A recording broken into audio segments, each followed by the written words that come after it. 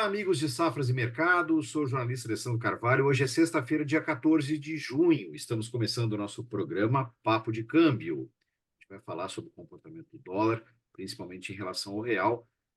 Dólar que vem apresentando fortes altas recentes e a gente vai conversar com o correspondente cambial Lucas Betti sobre os motivos para isso e as tendências, como a gente sempre faz no Papo de Câmbio. Antes de já dar o bom dia para o Lucas, eu digo para você que não se inscreveu no nosso canal, não perca tempo, inscreva-se, ative as notificações, deixe seu like, seus comentários. Todos os dias a gente tem um vídeo novo aqui em Safras TV. Safras.com.br, conheça a plataforma Safras, todas as informações para o agronegócio lá estão. Também você pode pedir uma demonstração gratuita. Lucas, bom dia! Eu já vou compartilhar a tela e a gente vai falar dessa loucura do dólar que tem subido tanto. Muito bom dia, meu amigo. Bom dia, Alessandro. Obrigado. Prazer novamente estar aqui com vocês. A gente falando do dólar, achei que introduziu, deu início ao programa falando aí sobre a moeda, como é que a gente vai estar vendo a moeda em picos bem altos nesses últimos dias, né? Tivemos dólar batendo níveis recordes desde janeiro de 2023, a gente observando o gráfico que você acabou de abrir. Nós não tínhamos esse patamar desde janeiro de 2023, lembrando que foi o início do governo atual, né? O início do mandato do governo atual. Dólar bastante tensionado em 2022, em função das eleições, enfim. Acabou que durante esse período todo até agora, o dólar não vinha testando patamares tão altos. São patamares, então a gente tem que ficar bastante atento a isso. O dólar que chegou à máxima de 5,43 nessa semana. Nesse momento, a gente tem um dólar em alta, ainda em relação ao dia, né? Em relação ao pregão de ontem. Dólar que chegou a ensaiar hoje no intraday já uma queda aí abaixo dos 5,35. Eu estou vendo esse patamar como um patamar de potencial resistência, sabe, Alessandro? Um suporte, desculpa, né? Um potencial, uma resistência de suporte, quero chamar assim, que é onde o mercado começa a testar talvez um pouco mais de compra. Tivemos, claro, ao longo da semana, depois que veio a subir fortemente, dólar abaixo desses níveis de 5,35. Mas o que a gente começa a observar nesse movimento lateralizado depois do 5,35, ali que você observa bem naquele canalzinho pequeno, que começou na segunda semana de junho, né, nessa segunda semana, praticamente um dólar que resiste. Por quê? Porque nós temos fatores para isso, né? E o nosso maior fator vem sendo chamado a assombração aí do governo chamado fiscal, né? O problema fiscal. Isso aí foi o que gerou toda essa subida do dólar, porque eu gostaria de lembrar a você que quando o dólar subiu forte no Brasil, lá fora o dólar estava caindo, né, em função de alguns fundamentos de mercado internacional, mais especificamente em relação ao mercado norte-americano. Tivemos uma, uma, uma desacelerada na inflação dos Estados Unidos, dado bem um pouquinho melhor, o chamado CPI lá, né, os dados do deflator de inflação, ele vem um pouco melhor, né, um pouco mais controlado. Dados de emprego, de YOLTS, que é um dado mais amplo de emprego, e o payroll, eles é, vieram distorcidos um com o outro, né? Não tiveram a mesma. Um veio um pouco mais fraco, o payroll veio mais forte. Então, houve aí um desencontro entre os dois. Mas, fato que gerou que então um sentimento um pouco mais positivo no mercado internacional e o pessoal foi para o mercado externo, foi para economias de risco ao longo da semana. Mas no Brasil, nesse mesmo dia, dólar subindo estrondosamente. Então, por quê? Porque nós tivemos na semana passada uma reunião. Isso talvez tenha sido um dos grandes motivos, primeiramente, do Haddad. Teve uma reunião com empresários e banqueiros, né, e o pessoal do setor bancário, e vazou na imprensa de que o governo talvez tivesse uma intenção até de gerar uma arrecadação, de cobrar mais impostos, né? porque de fato não conseguia. Enfim, essa foi a mensagem que passou ao mercado, tá? Depois o radar disse que esse vazamento ele não foi correto, que ele foi mal compreendido, e agora, nesse exato momento, ele está reunido com a Febraban, com os bancos, para refazer o discurso dele ou a discussão sobre isso, que torna o mercado um pouco receoso. Nesse momento, a gente tem o dólar subindo, né? O dólar que veio a cair ao longo do dia, o dólar está subindo, indo de conta para o mercado internacional. Então, aqui no Brasil, o sentimento que a gente tem é de que existe, sem dúvida, uma grande dúvida sobre o planejamento fiscal do governo. Simone Tebet salientou que ela tem aí um programa de cortes para que o governo consiga arrecadar mais, né? Enfim, cortes em alguns segmentos, gastos do governo em alguns segmentos. Então, a gente ainda não sabe o que é. Nós vamos lembrar que a mesma Simone Tebet falou lá em abril que em maio eles teriam planejamento, não tinham, né? Então, isso aí começa a gerar no mercado uma sensação de que o governo não tem realmente um plano estabelecido para conter as contas, tá, Alessandro? Isso fez o dólar subir bem, tá? Mas, em relação ao mercado externo, o que nós avaliamos Lucas, é... Lucas, Lucas, só para a gente colocar no bate-papo, realmente eu acompanhei essa semana. A gente tem né, aquela cesta de moedas, o índice DXY, né? Hum, Normalmente o dólar aqui em relação ao real acompanha esse índice. É muito comum a gente ver subiu, sobe aqui, caiu, e a gente viu esse descolamento, né? É realmente por questões internas, isso aí, né? É, é, é por realmente esse. questões É por questões internas, e até que você falou, tocou nesse ponto, eu acho que eu podia botar em números um pouco isso. Na semana, nós tivemos, da semana passada para essa, 2% de alta no dólar, no mês, quase 5%, em 3 meses, 7,5%, e em 12 meses, nós temos um dólar a quase 11,5% mais alto. O Brasil está na quarta posição de moeda mais desvalorizada em relação ao dólar nesse último ano. Quem são os que estão na frente? Turquia, você sabe, questões lá internas, uma inflação descontrolada, taxa de juros a 35, 40% ao ano, né? Chile, que vem enfrentando muitas dificuldades econômicas no país, tá? Em função inclusive com essa relação com a China, tá? E o Japão, o Japão, uma questão, o Yen sempre foi uma moeda de refúgio, né? Mas você imagina que você bota seu dinheiro para rentabilizar no Japão a 0% ou 0,1% ao mês.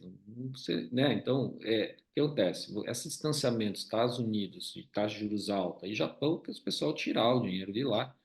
E, enfim, o Japão está liderando um pouco, mas o Japão, com essa taxa de juros muito baixa, né, que digamos é quase zero praticamente, ela ainda consegue ser um pouco mais valorizada, desvalorizar um pouco acima do real, que desvalorizou 11,34% ao longo do ano.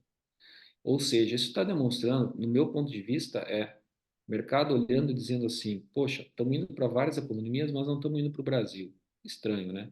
Eu acho que realmente esse fiscal está muito refletido aí no sentimento dos investidores, tá, Alessandro? E de fato, a gente tem, graficamente, a gente conseguiu aí buscar os níveis que nós tínhamos lá em janeiro de 2023. E eu começo a ter a sensação que esse dólar não vai voltar tanto, ok? No meu sentimento, tá? Normalmente é uma pergunta que você me faz no final do programa, né? Mas eu acho que dá para a gente já tecer aqui isso aí, porque esse dólar está se estabilizando acima dos 5.300, né? Se a gente observar o gráfico, se eu botar aí novamente, a gente consegue ver Não, que esse tá, dólar... tá Ah, na tela, Lucas. tá bem. A gente consegue ver que o dólar começa a ter um patamar assim, ó, depois que atingiu 5,25, andou um pouquinho de lado e começa a ficar acima dos 5.300, tá? Esse mês aqui de junho tem se mantido assim. O que a gente também percebe? Taxa Selic não vai cair tanto. O pessoal já vem falando. Inclusive, Itaú, essa semana, o Banco Itaú fez uma revisão, que é um dos bancos que compõem a pesquisa Focus, que a nossa taxa Selic no final do ano deve permanecer em 10,50. A pesquisa Focus vem fazendo essas revisões Agora, a previsão até o final do ano, 10,25. Lembrando que a pesquisa Focus é uma pesquisa baseada em medianas de números de bancos, de previsões de grandes bancos do Brasil em relação a o quê? Taxa Selic, câmbio, PIB e inflação. Então, é importante a gente colocar isso aí. Inflação prevista ser um pouco mais alta. Câmbio, eu acho ainda um pouco irreal os números que estão colocando, mas eles vão revisando tempo a tempo. Estão apontando 5,05 para o final do ano. Eu acho que isso vai aumentar rapidinho. Acho que semana que vem já aumenta para 5,10 a foco, sabe? Essa é a minha previsão. Então é isso, Lesão. Nós estamos tendo um cenário de saída de desconforto com a nossa política fiscal no Brasil e a entrega do governo. É isso que eu tenho percebido. Tá? Então, de fato, o pessoal não está tão confiante no Brasil. E, falando tecnicamente, hoje nós temos 5,43, foi a máxima que nós tivemos, né, nos últimos dias. 5,37 agora o mercado está operando, né? Deixa eu dar uma olhadinha aqui, 5,300 e 5, isso é 5,370. 5,36. Então, nós temos o quê? 5,36. Um patamar de suporte começa a se construir ali em torno de 5,35, um pouquinho abaixo, ok? Vamos ver se vai romper, mas, por enquanto, o mercado está resistindo, tem compra aí. Isso pode apontar para um cenário de um pouco mais alto no dólar? Pode. Se continuar essa incerteza em relação ao mercado, não tivermos uma entrega de planejamento fiscal e afetar, inclusive, áreas da economia, porque tudo o que está acontecendo se está buscando onerar setores que deveriam estar desonerados, né? E isso aí, de fato, também gera um conflito, é o governo, o Congresso, essas coisas todas. E a gente vê uma máxima lá, quando eu estava falando de janeiro de 2023, que foi a quase 5,50, se olhar no gráfico, né? Eu apertei o gráfico aqui só para a gente ver mais, mas está aqui, ó. É.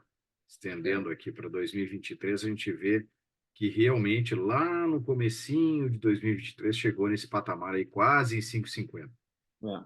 Enfim, nós tem possibilidade de chegar a esse patamar? Tem, se continuar essa tensão toda no mercado, e se Estados Unidos não revisar, não fizer corte na sua taxa de juros, acho que é possível. Isso que eu Só queria para. falar, Lucas, eu te cortei ali, tu estava indo para o mercado externo, né? A gente teve Fed, né? Eu queria ver as implicações aí que tu achou sobre toda essa questão e o que envolve a nossa moeda aí. Então, o Fed manteve a taxa de juros, e Jerome Powell fez o seu discurso logo após a divulgação do FONC, mas ele falou umas coisas que são importantes. Ele falou que não é possível olhar o mercado através só de um relatório, que tem um conjunto de, por exemplo, não é possível só você olhar, entender a economia e como ela está, o andamento dela através de um indicador, é uma composição de períodos de indicadores. E ele falou, ele não comentou nada sobre uma potencial a revisão para cima na taxa de juros e disse que também não dá para falar nada sobre corte de juros até realmente ele terem uma certeza de que podem fazer isso. Meu entendimento, Alessandro, possível que não tenhamos corte de juros esse ano, certo? Porque o mercado já está falando de setembro, outros já estão jogando para novembro, na reunião, e em novembro, se não me engano, é a última reunião deles, antes do final do ano. Então, eu não acho que eles possam fazer esse corte de juros, porque a inflação ela está um pouquinho mais baixa, mas ela não está bem controlada, e a meta deles é 2%, É, entende? Então, eu acho que nós temos aí um cenário de que talvez esse juros vai ser mais prolongado lá fora. Mas, de qualquer forma, repercutiu bem no mercado, o mercado amenizou, o pessoal distribuiu as carteiras, só não fez no Brasil. Por quê? Porque no Brasil existe essa preocupação fiscal. O governo está um ano e meio no governo, está aí o seu mandato em um ano e meio, a gente não tem uma resposta concreta. Isso tem sido preocupante. E o trabalho do ministro Fernando Haddad tem sido amenizar a situação, né? E não trazer é. resposta. Botar um Então, paninho quente para acalmar o mercado, né? exatamente, sabe? Então, está sob pressão, acredito, pressão porque ainda assim o governo vai ter é, é, tem outros gastos a serem colocados aí. O Rio Grande do Sul é um deles, embora eu não acho que tenha sido um pacote de ajuda tão amplo assim, mas de fato também pesa, né, nas contas do governo. Então, é isso, Alessandro. Eu vejo relação gráfica. Para a gente terminar aqui, eu acho, não temos muito o que falar, além da agenda só da semana que vem, que eu acho que é importante Isso. salientar. Vamos falar da agenda da semana que vem, que tem Copom. Nós temos semana que vem, terça-feira, a gente vai ter as vendas nos varejos dos Estados Unidos, que eu acho que eu apontando aqui os mais importantes que eu acredito na semana, então eu fiz um resumo bem sintético da semana que vem. Copom na quarta-feira, muito importante. Talvez esse Copom, meu ver, eu acho que talvez venha estável. Não sei se vão cortar juros, não. 0,25 máximo, tá? E na quinta-feira a gente tem nos Estados Unidos pedidos de auxílio-desemprego, estoques de petróleo. Importante a gente falar que commodities tem sido, o petróleo tem sido aí um desafio em relação à oferta e demanda, o PEP mais falando que não vai fazer o corte devido ao que tinha programado antes e tal. Isso gerou uma certa pressão, mas o preço do petróleo está se sustentando em torno de US$ 83 o barril em Londres. E também no mesmo dia, quinta-feira, 20 de junho, o Fed vai divulgar o seu balance sheet, que é os balanços, né, do governo de compra e venda de títulos, enfim, mercado norte-americano. E na sexta-feira nós temos no Brasil Receita Tributária Federal, que o governo está arrecadando, e nos Estados Unidos, importante, PNIs e relatório de política monetária do Fed. Então, é um relatório importante para o mercado. Então, esses são os principais acontecimentos da próxima semana, resumindo, Alessandro. Eu acho que é isso. Tá, Lucas. Então agora é aquele momento em que eu te aperto, te coloco contra a parede e te pergunto: vai para cima? Pode subir ainda mais? Bom, tu já disse que é possível que teste aqueles níveis de janeiro de 2023, né? Mas a Hum. gente tem uma chance do mercado se acomodar um pouquinho ou vai ser esse furor aí que a gente tem visto? Olha, Alessandro, eu acho que fica entre 5.300 e 5.400, mais ou menos. Se exagerar um pouquinho acima de 5.400, talvez volte e corrija. Mas eu não vejo dólar abaixo de 5.300 agora, nesse momento. Não há nem razão para isso.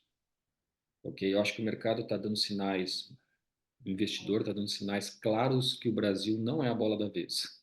Entende? Então, você vê quando o mundo inteiro está distribuindo carteira. Você vê, inclusive, a África do Sul, que é uma referência boa, o peso mexicano, são referências das quais a gente vê o pessoal migrando para lá e não trazendo investimento para cá, e o dólar e o real está desvalorizando no dia que lá está valorizando. A gente está, talvez seja alguns sinais. Importante salientar sobre o euro também, só para salientar, Alessandro, o euro ele subiu essa semana, nos últimos dias, chegou a quase 5,80, tá? O euro ele vem numa disparidade muito forte do dólar ainda. 1,06, claro que não é aquela mesma que chegou a custar menos que o dólar, mas o euro chegou a subir bem e perdeu muita paridade sobre o dólar. Está hoje em 1,069, tá? Nesse momento cotado. O euro está em torno de 5,730, 5,73 mais ou menos. Eu não estou com a cotação agora nesse momento, mas está em torno desse patamar. Aí tem um negócio. Como ele está muito desvalorizado sobre o dólar e ele está agora nesse momento perdendo força sobre o real, se o dólar subir muito no Brasil e o euro se recuperar bem ao dólar, é capaz esse euro ir rápido para R$ 6, tá?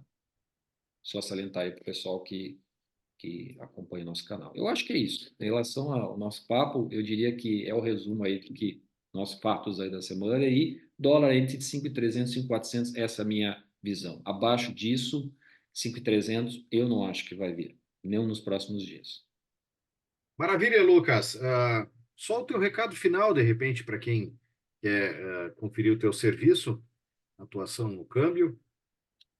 Então, Alessandro, a gente está num momento bastante delicado, o pessoal fica, nossa, compro e vendo, né?